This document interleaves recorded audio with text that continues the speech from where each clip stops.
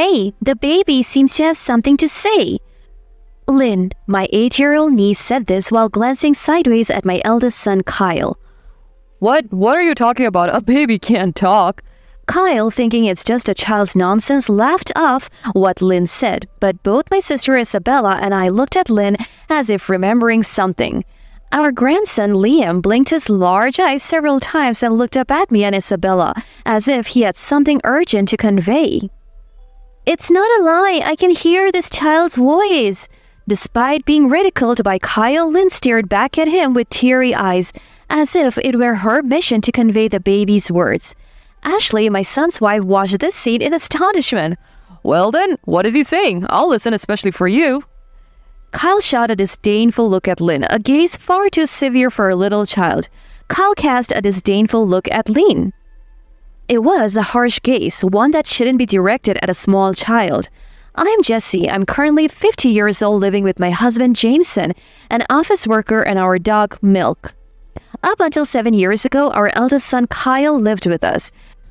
After graduating from junior college and starting work at a factory, Kyle moved out to live independently. Kyle has always been rebellious, often disobeying us. Even when the stern Jameson admonished him, he wouldn't listen and occasionally ended up in the care of the public due to his antics outside. Each time this happened, Jameson and I would apologize profusely and scold Kyle. However, it seemed neither upsetting others nor police warnings bothered Kyle. He repeatedly caused similar troubles. As a child, Kyle was like the young boss of the neighborhood, dominating his elementary school friends. It was somewhat cute back then, but as he grew up, his delinquent behavior escalated, causing injuries and inconveniences to others, leaving us, the Jamesons, at a loss for what to do. We even considered sending him to a rehabilitation center before he finished junior college. However, when he landed a job at a respectable company upon graduation, we were overjoyed, hoping he was finally turning into a responsible adult.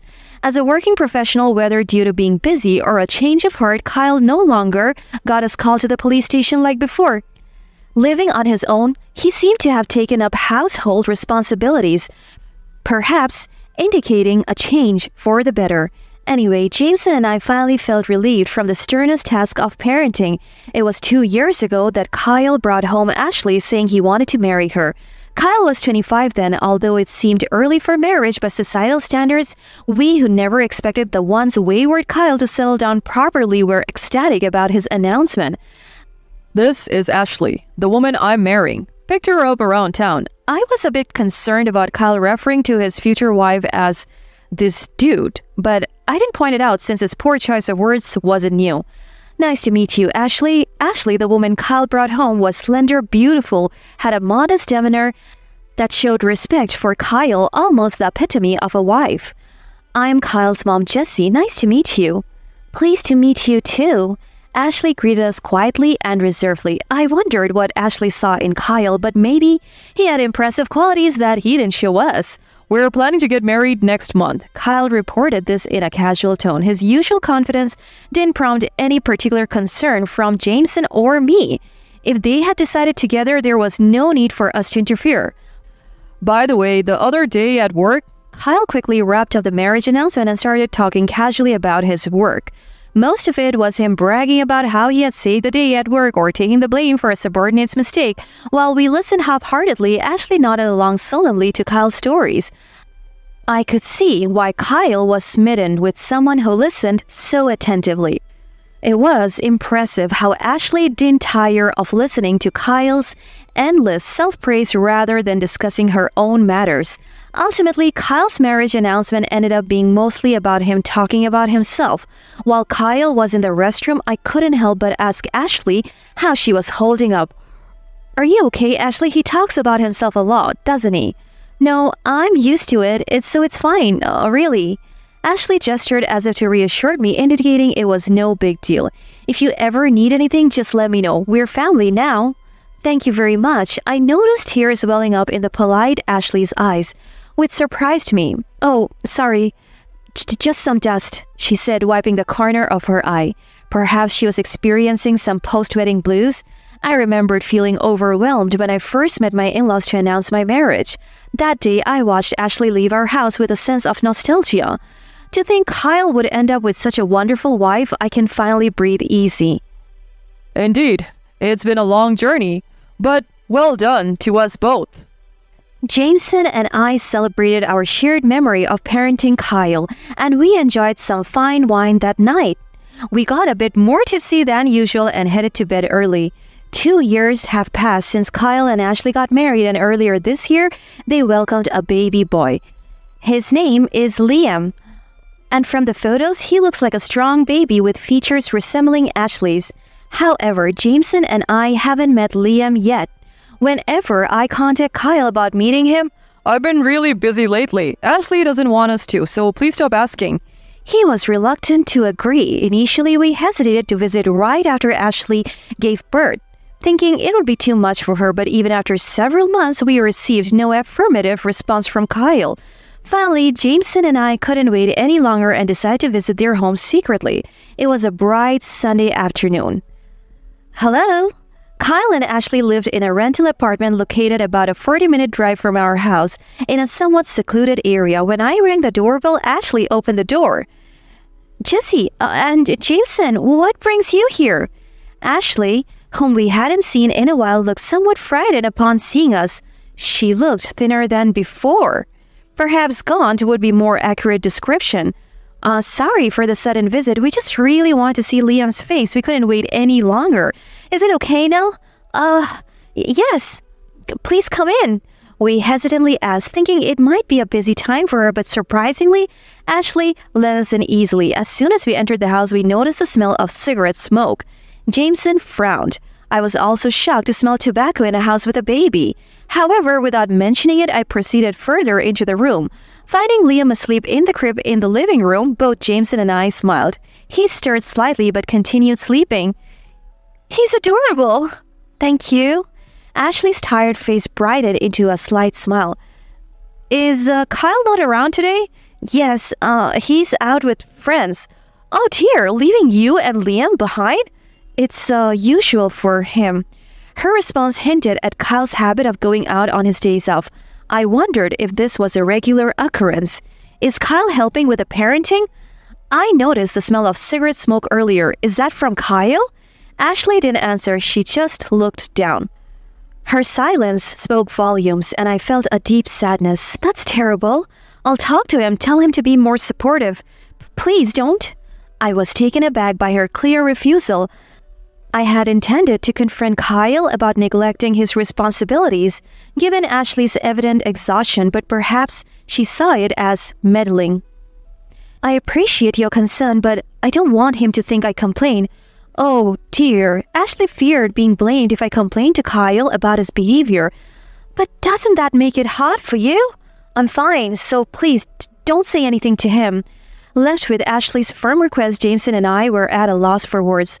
Understood, but please, if anything comes up, don't hesitate to talk to us. We're here to help. Thank you. I knew that Ashley had grown up in a single mother's home and that her mom was currently hospitalized. That meant aside from Kyle, Jameson and I were the only family she could rely on. I wanted to do anything I could to help make life a little easier for Ashley. Our conversation continued and my heart ached as I listened to her talk about Kyle's careless lifestyle and his terrible attitude towards her.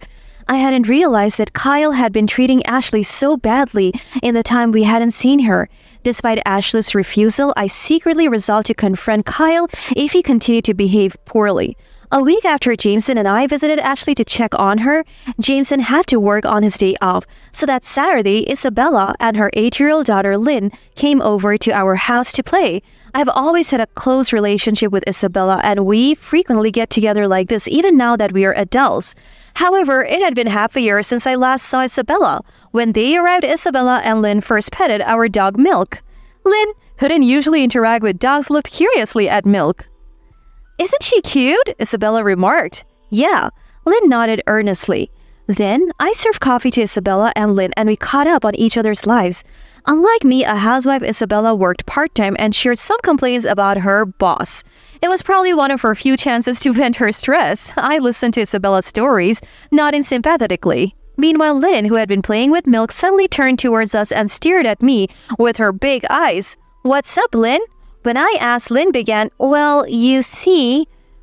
Milk says, thank you for always taking care of me, but she also says she wants more frequent baths. Not once a month, but maybe once a week. Oh, what? I was bewildered by Lynn suddenly speaking on behalf of Milk. Looking at Isabella, she seemed surprised, saying, oh dear. It's common for young children to pretend to talk to animals, but mentioning specific details about the frequency of shampooing was puzzling. Moreover, the once-a-month schedule was accurate. I did want to bathe Milk more often, but recently I've been too busy. Lynn, did Milk really tell you that? Yes, she looked like she wanted to talk, so I asked her. At first, I thought Lynn was either lying or imagining things.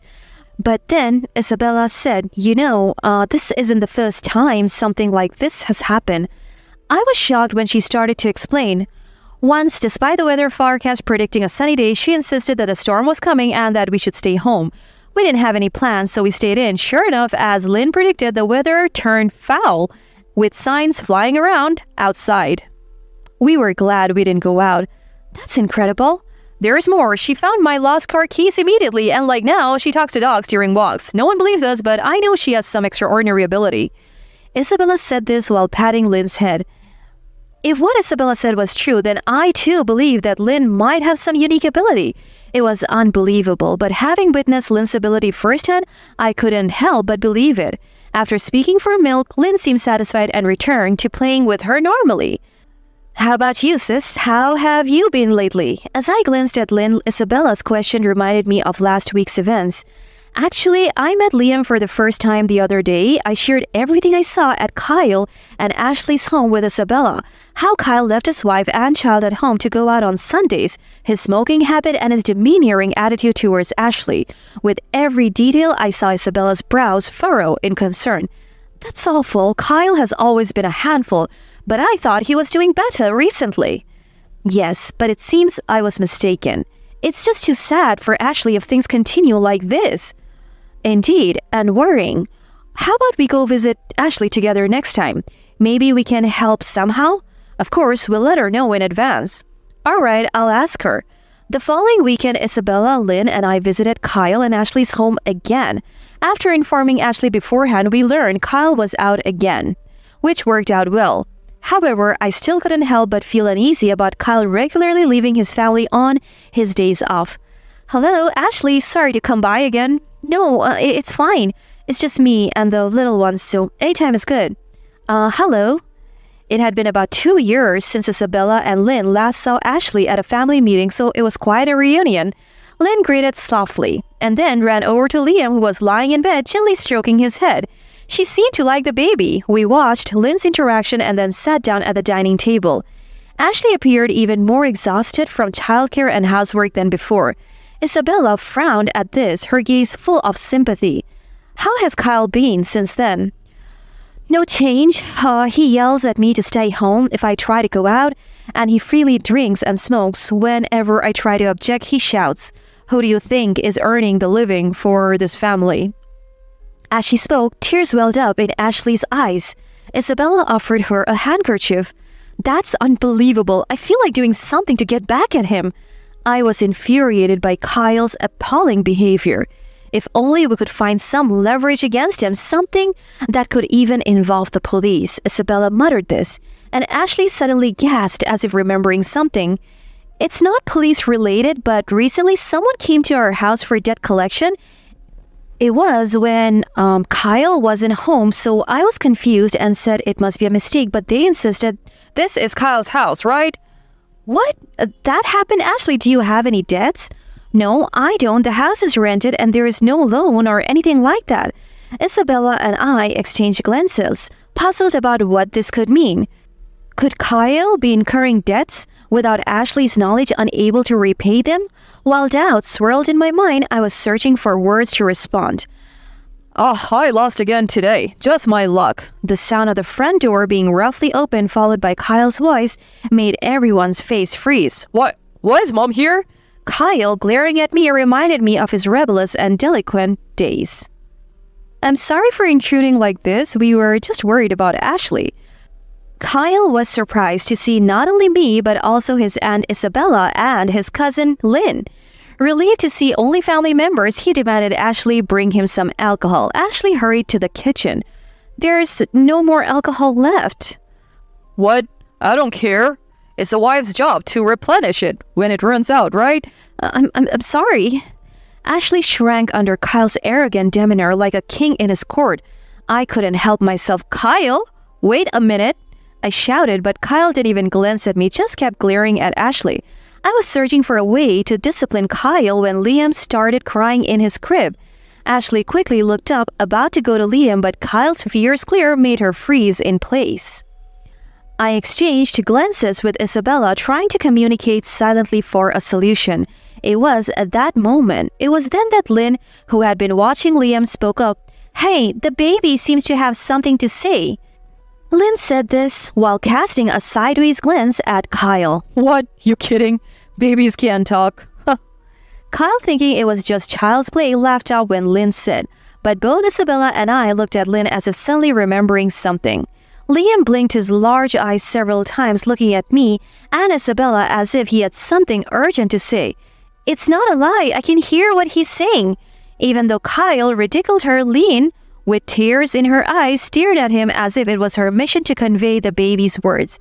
Ashley watched the scene in astonishment. Well then, what is he saying? I'll listen, especially for you. Kyle cast a disdainful look at Lynn. Such a gaze was certainly not appropriate for a small child. I watched tensely, waiting for Lynn to speak next. He says, Daddy is planning something bad. Mommy, don't be fooled. At Lynn's words, Kyle's shoulders slightly shook for a moment. Ashley looked shocked. Isabella and I quickly realized that Lynn was about to demonstrate her mysterious ability. Lynn, what do you mean? I urged Lynn to tell us more in detail. Lynn paused with an then continued. He says, Daddy writes secrets in a notebook and always hides it behind the bookshelf. Also, I love Mommy. Daddy is scary. And he's crying. After saying this, Lynn scanned the room and then ran over to the bookshelf at the end of the living room. Ashley shivered upon hearing Lynn's words. Lynn pulled out about 3 books from the shelf and seemed to find a small notebook hidden behind them, which she handed to Isabella. This is it. Kyle's face turned pale upon seeing the small notebook. Lynn handed over. Isabella, observing Kyle and Ashley's reactions, opened the notebook. This is a life insurance policy. The insured is Ashley and Kyle is listed as the beneficiary? There's even a contract attached. Ashley's face turned pale, and I took the notebook from Isabella to see its contents. As Isabella had said, it detailed a life insurance policy for over $1 million on Ashley, along with a contract. I couldn't believe my eyes. Kyle, what is the meaning of this? I had known Kyle to often engage in delinquent behavior, but I never imagined he would do something so cruel to his own wife. I glared at Kyle. I wanted to confront him about this life insurance policy right away. I had to. I'm out of money. Besides, everyone takes out life insurance, right? It's not like I was planning to do anything to Ashley. Kyle rattled off excuses as if unrepentant. The story of debts Ashley mentioned corroborated his lack of money. It's pretty clear what he was spending his earnings on, even without asking. Given Kyle's habit of leaving his wife and child almost daily to go out and play, he probably squandered the money on pointless fun. Normally, people take out insurance on themselves, right? Secretly taking out a life insurance policy on Ashley and pretending ignorance is wrong. Kyle stumbled over his words at my pointed remark. Then, as if to add to the attack, Lynn spoke up again. The baby told me he said Daddy was talking to himself about stealing money from the company and getting fired, and he's planning to do something bad to Mommy to get money. What? I couldn't help but raise my voice at Lynn's words. Fired from the company? Then what had he been doing on weekdays during the day? Turning, I saw Ashley too, staring at Kyle in shock. What are you talking about? There is no proof. Kyle spat at Lynn in contempt. I stepped in front of Lynn and unleashed all my pent-up anger. Proof? Lynn has just told you everything she understands what babies see, and it's no coincidence she found this notebook. Everything Lynn says is true. You have seen the life insurance contract with your own eyes. Stop making excuses and apologize to Ashley. I scolded Kyle furiously, more than I ever had before. It pained me to know that my son could do something so terrible to his wife. He had boasted about covering for his subordinates' misdeeds at work, but the real wrongdoer was himself. It was shameful and sickening that my own son could stoop so low. This is ridiculous.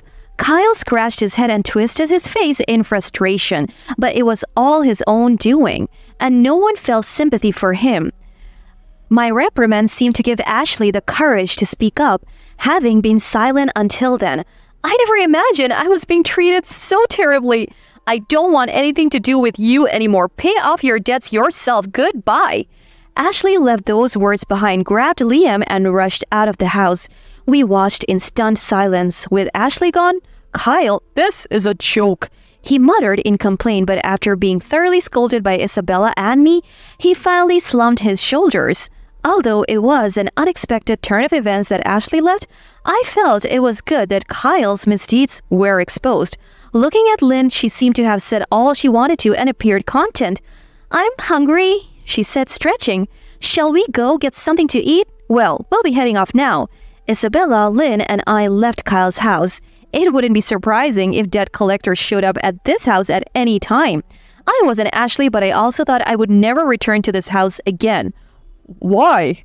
Kyle was still yelling as we closed the front door, but we ignored his pathetic voice and left the apartment. A few days later, worried about Ashley, I contacted her. "Sorry to worry you. I have gone back to my grandparents' house. Please, feel free to visit Liam anytime." Hearing that she was safe brought relief. Ashley had sent divorce papers to Kyle soon after that day. Kyle was initially reluctant to agree to divorce, but when Ashley firmly insisted she wouldn't let him see their child unless they divorced, he finally gave in and the divorce was finalized. Ashley mentioned she had returned to her grandparents' home as her mom was hospitalized and she was looking for a job. She planned to enroll Liam in a childcare center soon. Kyle's difficult days began thereafter, working as a part-timer every day to pay off his debts. Initially, he begged Jameson for money, but after hearing the full story, Jameson became furious. Don't ever come back home. He scolded Kyle harshly. As a result, Kyle stopped asking us for help. I don't feel sorry for him. He brought all this upon himself. As for me, just like Ashley suggested, I occasionally visit her grandparents' house to play with Liam. Despite the hardships Ashley endured because of Kyle, she and her family graciously welcomed us, including Isabella and Lynn, without any resentment. I can't help but respect Ashley and her family for their openness and kindness. "Lynn, do you know what Liam just said?" "Yeah, I'm happy to play with Mommy and the grandparents." "Really? That's wonderful." Ashley, who was oppressed by Kyle, turned out to be a genuinely nice, courteous person. That's why she still treats us without any prejudice. For me, this was more than enough.